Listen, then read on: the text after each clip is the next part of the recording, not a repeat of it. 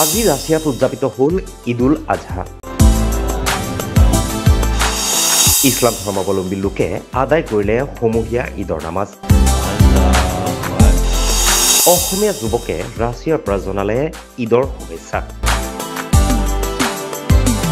Saudi আৰবৰ লগতে পশ্চিমীয়া দেশসমূহত আজি উদযাপিত হৈছে ঈদুল আজহা। পবিত্ৰ ঈদ উপলক্ষে উক্ত দেশসমূহৰ ইছলাম ধৰ্মাৱলম্বী লোকসকলে আদায় কৰে সমূহীয়া ঈদৰ নামাজ।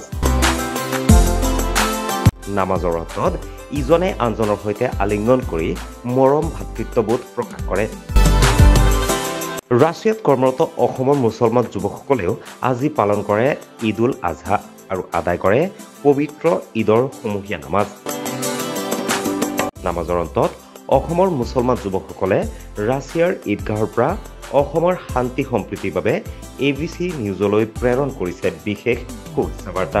সমূহ অসমবাসী ৰাইজলৈ জনাইছোঁ পবিত্ৰ ঈদুল জোহাৰ আন্তৰিক শুভেচ্ছা।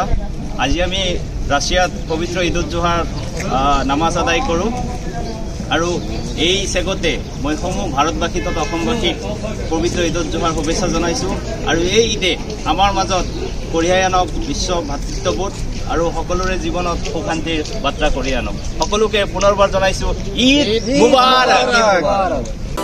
কৰ্মৰ খাতিৰত ঘৰৰ পৰা দূৰত থাকি সুদূৰ ৰাছিয়াত ঈদ পালন কৰা সমূহ অসমীয়া মুছলমান যুৱকসকলৰ লগতে ৰাছিয়াবাসী লোকসকলক আমি ABC নিউজৰ তৰফৰ পৰা জনাইছোঁ ঈদ মুবাৰক।